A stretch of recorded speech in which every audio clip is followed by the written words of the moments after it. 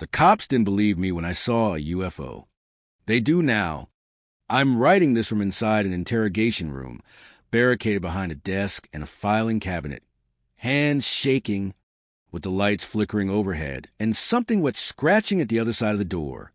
I don't know how much time I have, but someone needs to know what happened. Someone needs to understand what's coming.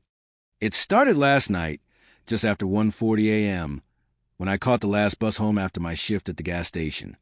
Route 13, practically abandoned.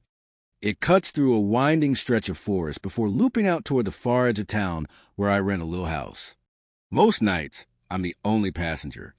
Just me and Marcus, the driver. Marcus was solid, quiet, maybe late 50s. Always wore a faded baseball cap. Always had a half-dead cigarette tucked behind his ear. The kind of guy who gave off this unshakable calm, like he'd seen everything and just didn't care anymore. He didn't scare easy. Until last night.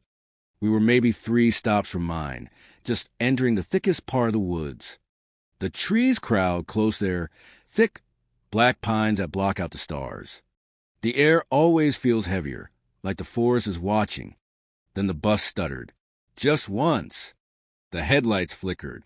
The dash lights dimmed. And then with a grinding wheeze, everything died.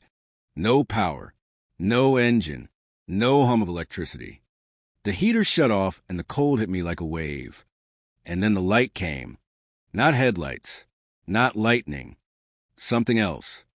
A white, sterile brilliance washed over the forest, so bright it bled to the seams of the bus, glowing under the seats, behind the windows, through the metal.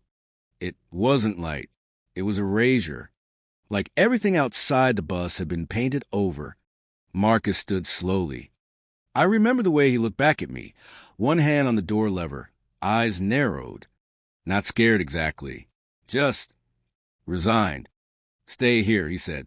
No matter what.